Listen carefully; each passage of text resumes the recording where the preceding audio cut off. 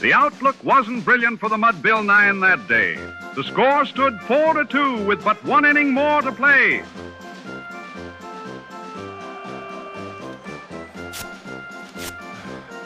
And then when Cooney died at first, and Barrows did the same, a sickly silence fell upon the patrons of the game.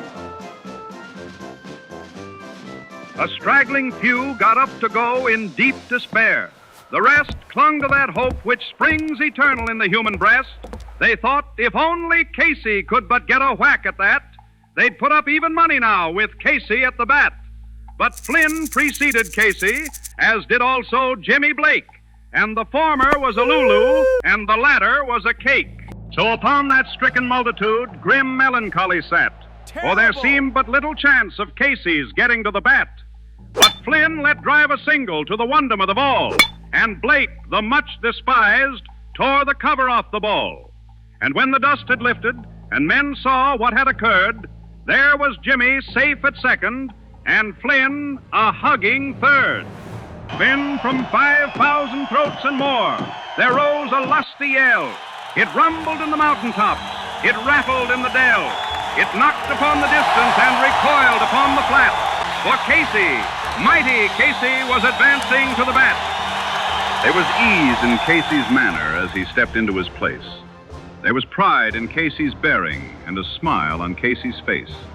And when, responding to the cheers, he lightly doffed his hat, no stranger in the crowd could doubt 'twas Casey at the bat.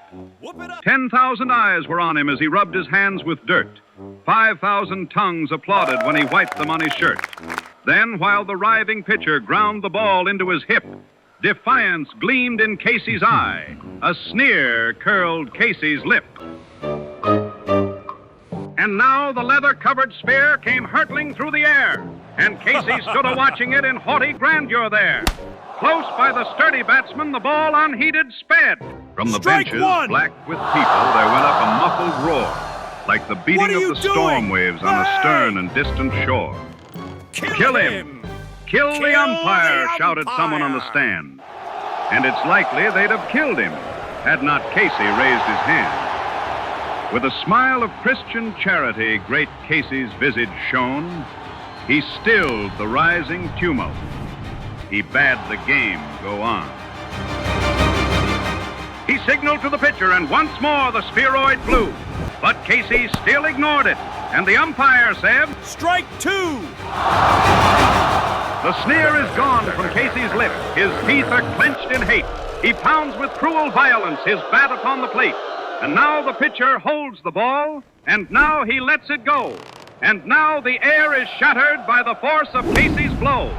Oh, somewhere in this favored land, the sun is shining bright. The band is playing somewhere, and somewhere hearts are light. And somewhere men are laughing, and somewhere children shout. But there is no joy in Mudville. Mighty Casey has struck out.